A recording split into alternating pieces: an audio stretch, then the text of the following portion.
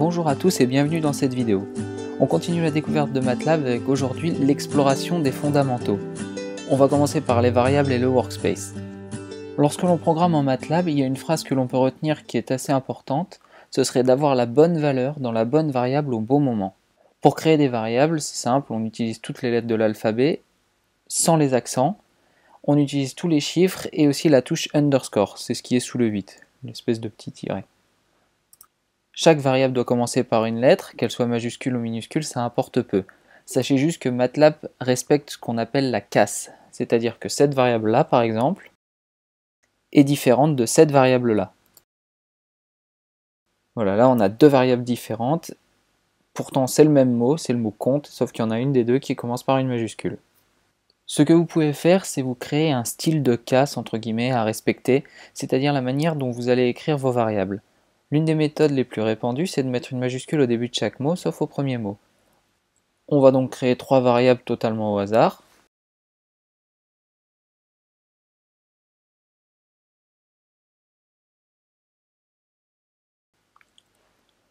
Voilà, la taille du Mont Blanc, l'âge du capitaine et l'accélération de la pesanteur.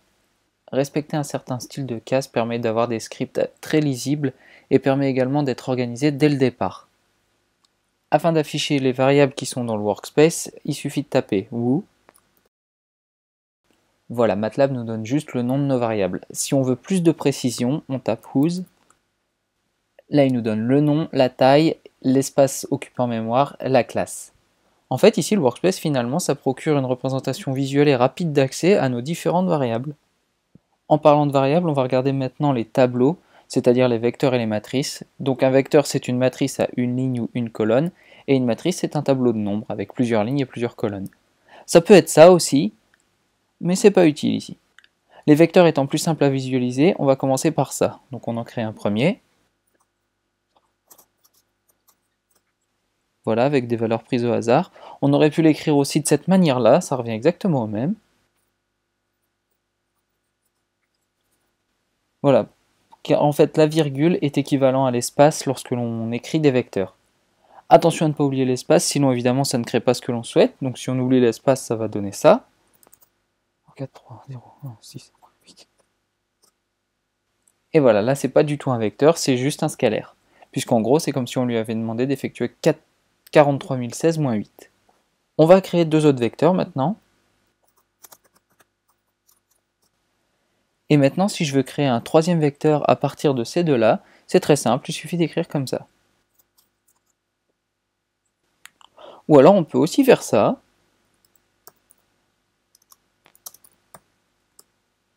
Seulement le fait de faire ça modifie notre vecteur originel, donc le vecteur A, qui était juste 1, 2, 3, maintenant c'est 1, 2, 3, 1, 2.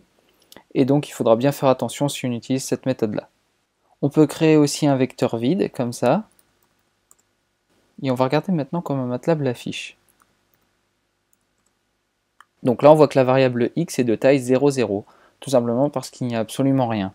Bon, il faut faire attention, c'est différent de ça.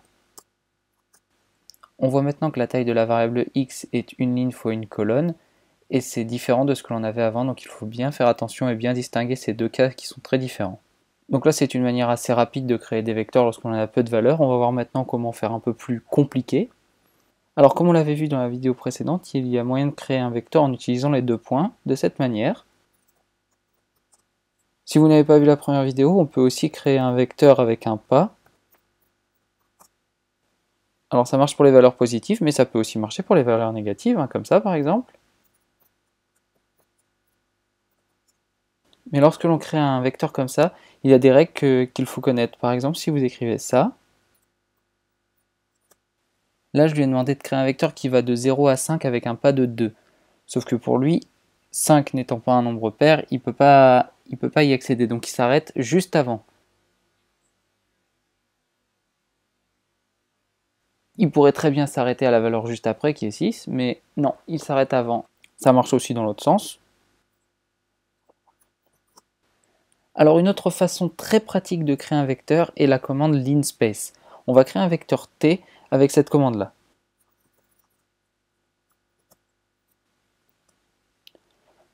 Alors voilà, j'ai écrit t égale linspace entre parenthèses 0,10,59. ça va créer un vecteur de 59 points, également espacé entre 0 et 10 inclus. Voilà, donc on voit bien, ça commence à 0, ça finit à 10, et il y a 59 valeurs, comme on peut le voir dans le workspace ici. Je vais faire un petit rappel sur les transposés. Voilà, je vais mettre une transposée ici directement. Normalement, le vecteur x aurait dû être un vecteur ligne, et maintenant c'est un vecteur colonne, juste avec la transposée. Regardons à présent comment accéder à une composante d'un vecteur. On va maintenant créer un vecteur R à cette composante avec des valeurs aléatoires comprises entre 0 et 1. Maintenant, si je veux savoir quelle est la valeur de la troisième composante de R, donc ici ça va être 0,4218, il suffit d'écrire ceci. Si je veux savoir quelles sont les valeurs des composantes 2 à 5 du vecteur R, j'écris comme ceci. Si maintenant je veux réorganiser mon vecteur R avec les valeurs des composantes 1, 7, 2 et 6 dans cet ordre-là, j'écrirai alors, voilà, donc ça c'est bien la valeur de la première composante, de la septième, de la deuxième et de la sixième. Maintenant, si les composantes 2 et 3 de mon vecteur R ne m'intéressent plus, je peux les supprimer en écrivant ceci.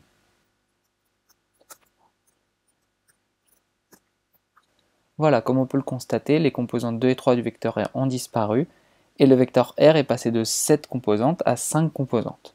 Et maintenant, les composantes 2 et 3 sont 0,9157 et 0,7922.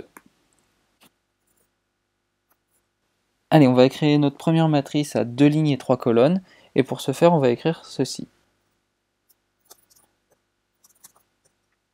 Le point virgule que j'ai mis entre le 3 et 4 signifie « va à la ligne ». Donc là, on a une matrice A avec 2 lignes et 3 colonnes, et si on veut transposer la matrice, il suffit d'écrire A', et voilà, là on se retrouve avec une matrice 3 lignes et 2 colonnes. Une matrice peut être construite à partir de vecteurs de même dimension. On va créer un premier vecteur X, et on va créer une matrice ici, avec ce vecteur et le sinus de ce vecteur. Voilà, ça pourrait être plus visuel en mettant un transposé. Créer des matrices peut se faire de beaucoup de façons différentes. Le tout est de bien savoir quelles vont être leurs dimensions, ça vous évitera de vous retrouver avec des erreurs en plein milieu de votre code. Alors on va voir maintenant comment MATLAB peut nous aider à résoudre un problème simple de physique, à savoir le mouvement vertical d'une balle sous l'effet de la gravité. Pour ça on a besoin d'une balle, d'un lanceur et des lois de Newton. Alors avant de vouloir programmer, on va d'abord poser le problème.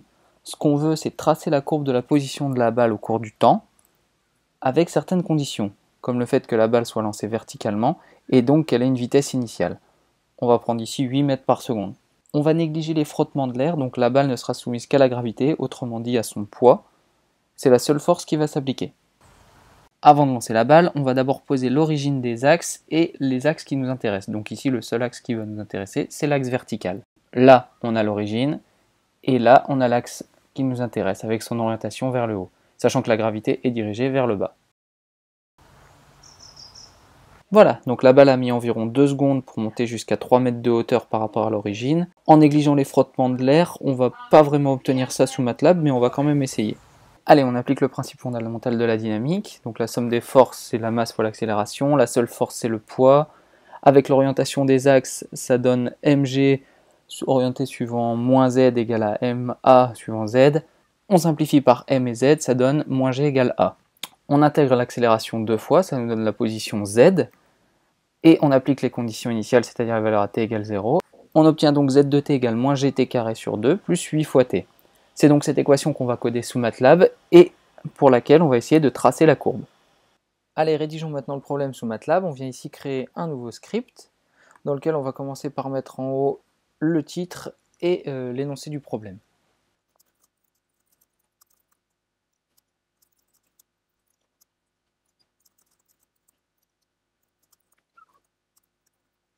Alors voilà, j'ai noté l'énoncé de manière très abrégée et maintenant on va noter ce qu'on va faire sous MATLAB.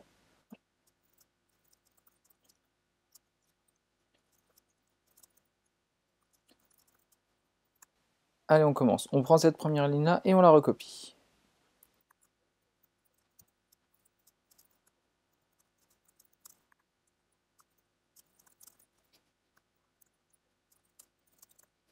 On fait pareil avec la deuxième ligne. Bon alors ici, il faut faire bien attention à ne pas oublier le point qui est juste là, après le t, parce qu'il ne faut pas oublier que t est un vecteur. Donc si on fait un vecteur au carré, c'est comme si on essayait de multiplier deux vecteurs, et mathématiquement, c'est pas possible. On recopie la dernière ligne, et on va exécuter le programme.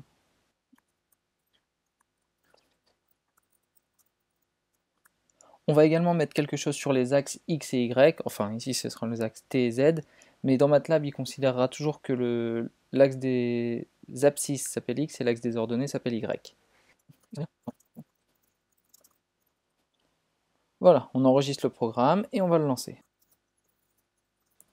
Mouvement vertical, gravité, save, et on run.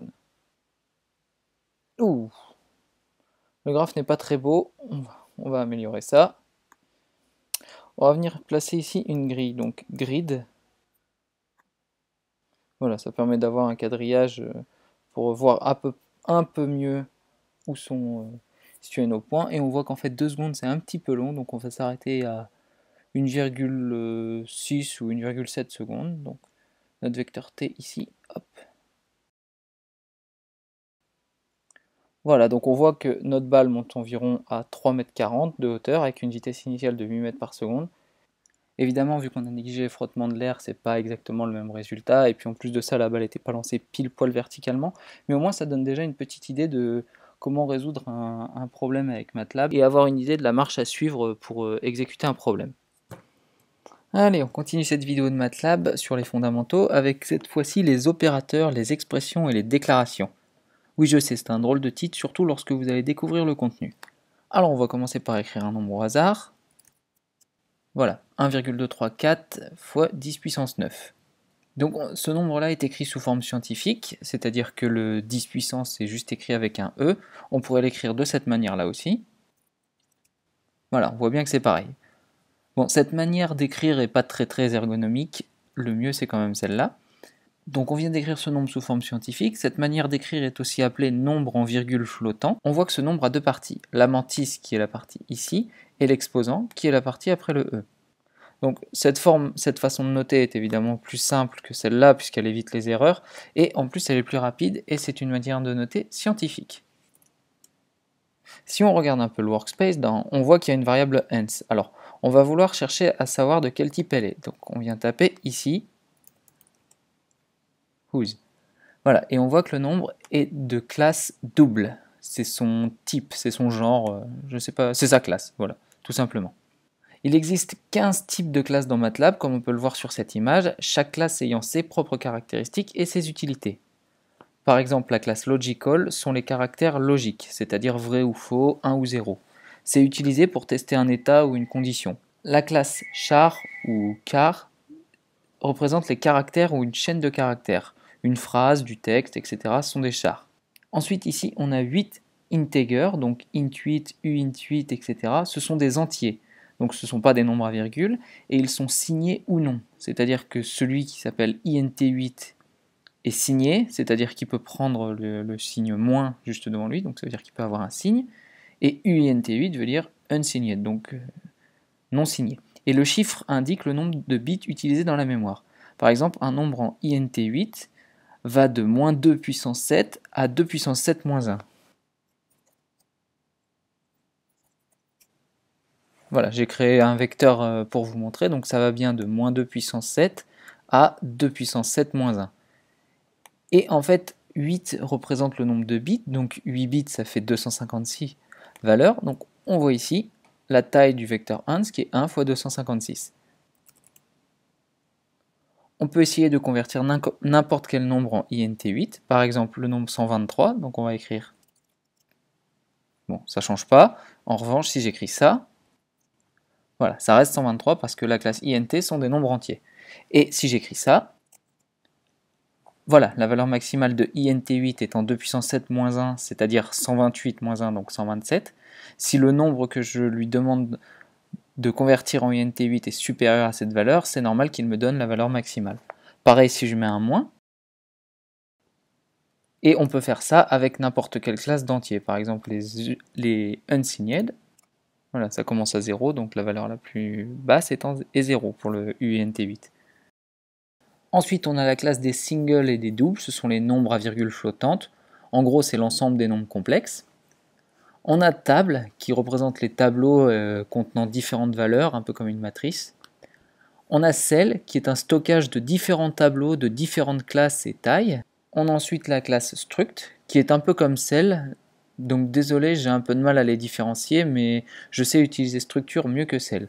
Et cela grâce à Simulink. Et on verra plus tard comment se servir de Simulink et comment se servir de struct. Et enfin, la fonction handle, c'est ce qui est utilisé pour créer une fonction à l'intérieur d'un script, plutôt que de faire appel à une fonction extérieure. Mais bon, c'est mieux avec un exemple qu'on verra plus tard. Et si vous avez vraiment besoin de détails, dans l'aide, vous tapez ça. Fundamental Classes. Et là, vous aurez accès à l'aide de MATLAB, évidemment, avec chacune des classes décrites de manière beaucoup plus précise que celle que je viens de vous faire. Concernant les différents opérateurs, comme la multiplication, la division, l'addition, la soustraction, etc., et la puissance, il faut savoir que MATLAB, évidemment, respecte les règles de priorité en mathématiques. Donc voici un rapide résumé. On pourra en ajouter encore deux qui sont les deux points et la transposée, mais ce ne sont pas des opérateurs mathématiques. Alors un petit rappel, en mathématiques, on a des fois tendance à utiliser les crochets lorsque l'on a un gros calcul à faire. Ne les utilisez pas de cette manière dans MATLAB car les crochets servent à créer des vecteurs, donc utilisez les parenthèses, même s'il y en a beaucoup. Pour l'opérateur 2 points, il a une plus faible priorité que l'addition, comme on va le voir sur cet exemple. Donc ce que MATLAB a fait, c'est qu'il a fait 1 plus 5, 6, et ensuite il a créé le vecteur qui va de 6 à 9. Donc c'est pour ça qu'on n'a que 6, 7, 8, 9. En revanche, si on écrit ça, et bien là on constate que MATLAB a d'abord créé le vecteur qui va de 5 à 9, donc 5, 6, 7, 8, 9, et qu'il a ajouté 1 à chacune des valeurs. C'est pour ça qu'on a 6, 7, 8, 9, 10. De même que si on veut transposer un vecteur en entier, il faut une apostrophe après les crochets. S'il n'y a pas de crochet, l'opérateur transpose ne s'applique que sur la dernière valeur. Voilà, j'ai pourtant mis l'opérateur transpose ici après la création du vecteur, et c'est là où on voit qu'en fait que l'opérateur transpose a une plus faible priorité que l'opérateur 2 points. En revanche, si j'écris ça, voilà, là ça va tout de suite mieux. Évidemment, lorsque j'avais écrit ça, le transpose ne s'était appliqué qu'au nombre 5 ici, donc c'est un scalaire, mais bon, la transposée d'un scalaire, c'est un scalaire, donc ça ne sert pas à grand chose. Mais les scalaires c'est bien, mais seulement on va souvent travailler avec des vecteurs. On va en créer deux pour voir quelques opérations. Voilà. Si je veux multiplier chaque terme du vecteur A par chaque terme du vecteur B, je dois écrire A point fois B. Et voilà, donc là j'ai fait 2 fois 3, ça m'a donné 6, 4 fois 2, 8, 8 fois 2, 16. Voilà, faire ça, ça revient à faire ça. Voilà, on voit qu'on obtient exactement le même résultat. Donc MATLAB vient de multiplier terme à terme, et évidemment c'est pareil si on avait voulu diviser ou mettre à la puissance. Alors pour la puissance, ça peut paraître un peu plus compliqué, mais on va voir ce que ça donne. 8, 16, 64, donc le premier c'est 2 à la puissance 3, le suivant c'est 4 à la puissance 2, et le dernier c'est 8 à la puissance 2. Et donc ça revient à faire ça. Voilà, on voit bien qu'on a le même résultat. Naturellement, si on fait A fois B, il va y avoir une erreur. Voilà, inner matrix dimension must agree, l'erreur qu'on va avoir le plus souvent dans MATLAB. Alors le fait d'utiliser le point pour multiplier terme à terme s'appelle période en anglais. On s'en sert lors des multiplications, divisions et puissances. En revanche, c'est inutile pour l'addition et la soustraction. Donc si on fait A moins B, voilà, il soustrait terme à terme les éléments de B à A. Et puis c'est pareil pour l'addition. Et donc pareil, on n'a pas besoin du point lors d'opérations avec un scalaire, comme par exemple si on fait 3 fois A, ou alors 3 points fois A. Voilà, on constate que c'est pareil. Tiens, et si on veut la somme des éléments d'un vecteur, il suffit de taper ça. Voilà, je lui ai demandé la somme des éléments de A, donc 2 plus 4 plus 8, ça fait bien 14. Et on peut même lui demander ça. Voilà, là il a fait 6 plus 8 plus 16, et ça fait bien 30. Donc ici, entre parenthèses, on met ce qu'on veut, une matrice ou un scalaire, et il va nous calculer la somme de tous les éléments. Et si on veut la moyenne, il suffit d'écrire ça. Bon, on peut vérifier. C'est bon, MATLAB sait faire une moyenne. Et admettons qu'on veuille conserver cette valeur, on va la mettre dans une variable. Voilà, donc écrire ici cette ligne, ça s'appelle faire une déclaration, ou statement en anglais. Dans ce cas-là, c'est une instruction, c'est-à-dire que l'expression de droite qui est ici est attribuée à la variable de gauche, c'est-à-dire ici. Et c'est toujours dans ce sens. Si on veut écrire dans l'autre sens, ça ne marchera pas. Voilà, il nous donne une erreur. Basiquement, chaque ligne qui est entrée dans un programme, on peut considérer ça comme étant une déclaration. Alors il y en a de différents types, par exemple si on écrit x égale 29, c'est une attribution. Si on écrit CLC, ah bah ça efface la commande window, c'est une commande. Et si on écrit par exemple pi divisé par 2, c'est une expression. Et enfin si on écrit sinus de quelque chose, ça c'est une fonction. Et comme la plupart des langages informatiques utilisent cette façon d'écrire, s'il y en a qui savent déjà programmer, ils ne seront pas trop dépaysés. Alors dans un programme, si jamais vous écrivez une expression qui est vraiment très longue, je sais pas, on va donner une équation au hasard. Voilà, bon c'est un truc bidon que je viens d'inventer. On voit que l'expression ici déborde de la commande window et s'en va sur la droite. Ça arrivera également lorsque vous écrirez des scripts. Alors si on appuie sur Entrée, ah bah f égale 0, parfait. Alors pour éviter ça, donc on va réécrire la ligne qui est ici. Il suffit de venir ici par exemple, là c'est à ce moment-là où l'exponentielle commence, de mettre 3 petits points, faire majuscule entrée pour venir écrire à la ligne, et on valide. En fait MATLAB comprend que les 3 petits points qui sont là signifient attends, le calcul n'est pas terminé, va à la ligne suivante pour continuer. Ça permet d'avoir une meilleure visibilité lorsque l'on écrit des équations ou des grosses opérations. Donc ça c'est si on a des trop grosses opérations. En revanche si on veut écrire au début de chacun de notre programme clear, CLC, etc. On peut tous les mettre sur la même ligne à condition de les séparer par un point virgule. Voilà. Ou alors, on peut mettre par exemple P égale 4. Voilà. On peut les séparer par une virgule plutôt que par un point virgule. La seule différence réside dans le fait que si on met des points virgules, les variables n'apparaissent pas. Bon, sauf la dernière puisque j'ai pas mis de point virgule après. L'une des caractéristiques les plus utiles et puissantes dans MATLAB s'appelle la vectorisation des formules. Vectorisation, un mot nouveau, tiens. Et même après être allé sur Wikipédia, je n'ai pas beaucoup mieux compris, moi. Bon, ce qu'il y a à retenir, c'est qu'avec les tableaux de nombres et la manière de calculer dans MATLAB, nous pouvons facilement appliquer une formule à un grand nombre de données. Si vous vous souvenez, dans une vidéo précédente, on a calculé un solde de compte après un an avec un intérêt annuel de 9%. On va rester dans le domaine financier et créer un nouveau programme que je vais vous expliquer et qui concerne le calcul d'intérêts composés. Donc voilà le programme qui va me servir à vous montrer ce que je veux vous montrer, tout simplement. Donc on commence avec les habituels clear CLC, l'énoncé. Format bank, j'y reviendrai plus tard, c'est le format d'affichage en sortie, comme c'est écrit là. Donc on a A qui est défini ici, contenant 750, 1000, 3000, etc. Ce sont les sommes d'argent initiales. Le taux d'intérêt annuel est de 9%, et on va calculer ça sur 10 ans. Donc la formule pour obtenir ça, c'est ça, B égale A fois, etc. Donc si je lance le programme, hop, voilà. Donc on voit que si on avait mis 750 € sur notre compte et qu'on n'y avait pas touché pendant 10 ans, avec un taux d'intérêt de 9%, à la fin, au bout de 10 ans, on se retrouvait avec 1775,52 €. Voilà, donc tout à l'heure je vous ai parlé des priorités dans MATLAB, des priorités de calcul. Donc là, évidemment, il a d'abord fait 1 plus R, donc ça fait 1,09. Il a ensuite mis à la puissance 10, et ensuite il l'a multiplié par A, par chacune des valeurs de A. Et c'est comme ça qu'il a procédé dans son programme. Évidemment, si j'avais mis une parenthèse là, et une parenthèse là, ça ne donne évidemment pas la même chose. Et voilà, et en plus il me met une erreur, donc bon, on les vire. Bon, revenons au programme qui lui fonctionne, donc celui-là, on le relance encore une fois. Donc en fait, cette façon de faire, on appelle ça, c'est de la vectorisation. À la ligne B égale, etc., chaque élément du vecteur B, ici, il est créé à la suite d'opérations sur les éléments du vecteur A. Et tout ça sur une seule ligne. Par exemple, ici, si on a pris que sur 10 ans, mais si on voulait ça sur... je voulais savoir ça sur 2, 5, 10 et 20 ans. Je vais modifier ma variable n. Voilà, elle est modifiée. Je vais lancer mon programme. Et qu'est-ce qui se passe?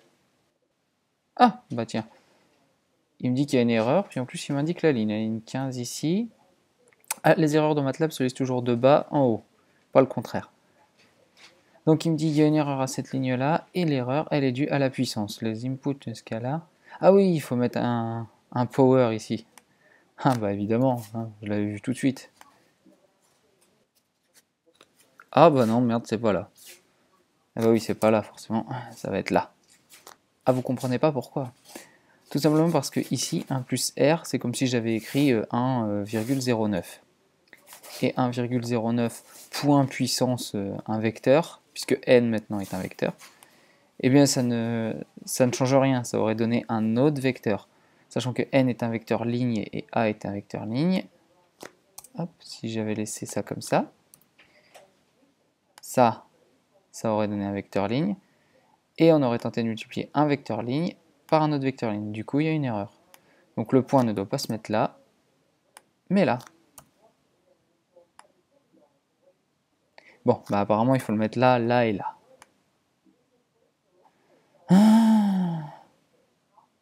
Qu'est-ce qui se passe? Allô? Allô? Y'a personne au bout du fil? Faut réfléchir, McFly. Faut réfléchir. Bon, alors attends, on va faire ça. Ah oui, tiens, là il me dit Matrix Dimension must agree. Bon, alors cette fois-ci, c'est parce que le vecteur n n'a pas la même taille que le vecteur a. Bon, alors on va tricher un peu. Pour cette fois-ci, je vais mettre un 1 ici. Voilà. Maintenant... Ah, voilà. Tiens. Alors, est-ce que vous avez compris un petit peu l'erreur et la bêtise que je viens de faire dans ce programme? Alors, on va commencer par la première valeur. Je dis, voilà, j'ai 750 € avec un taux toujours à 9%, etc. Et là, c'est le taux que j'ai obtenu après un an. Ensuite, pour cette ligne-là, j'ai 1000 € avec le taux d'un... Là, c'est ce que j'obtiendrai au bout de 2 ans. Ici, c'est ce que avec les 3000 €, c'est ce que j'obtiendrai au bout de 5 ans. Avec les 5000, c'est ce que j'obtiendrai au bout de 10 ans. Et avec les 11 000, etc., c'est ce que j'obtiendrai au bout de 20 ans. Et c'est pas du tout ce que je voulais faire. Alors, pour obtenir le résultat que je voulais vraiment avoir, il faudrait ici que je fasse une boucle pour calculer B. Mais on verra les boucles un peu plus tard. Donc, excusez-moi, ça c'était une grosse erreur. Ah bah tiens, en parlant d'erreur, en voilà une autre grosse que je fais. Voilà, des fois on dit, on écrit A fois 1 plus R, etc. Et on met pas le fois devant la parenthèse. Alors on va reprendre notre vecteur n comme il était, c'est-à-dire 10. Hop. Et si on fait run, voilà. Donc en fait, bon, il y a une erreur, mais c'est normal. Là, j'ai mis 1 plus R, donc 1,09. Et en fait, lui, il comprend la 1,09e valeur de la matrice A. C'est comme si je lui avais écrit ça. Voilà. Sauf que A n'a pas de valeur 1,09. C'est soit A1, A2, A3, A4 ou A5, mais pas A1,09. Donc là, il me met une erreur. Donc il faudra faire également attention à ce genre d'erreur. Je pense que je vais reprendre ce programme pour vous montrer un peu comment on fait les boucles for un peu plus tard. Et cette fois-ci, je pense que je ne ferai pas d'erreur. Finissons cette première partie des fondamentaux avec les sorties, ou output en anglais. Donc il y a deux manières d'afficher une sortie dans MATLAB, soit on entre le nom d'une variable sans mettre le point virgule, ou alors on utilise la commande disp. Donc on va voir ça avec un petit exemple. Voilà, donc là soit on appuie sur A et ça affiche la variable, soit on utilise la commande disp. Bon, la différence c'est que lorsque l'on met A, il affiche A égale 1, et lorsque l'on fait disp A, il affiche juste la valeur qu'il y a dans la variable A. Par contre, ce qui est bien avec la commande disp, c'est qu'elle permet d'afficher des chaînes de caractères, ou string en anglais, suivies d'une valeur.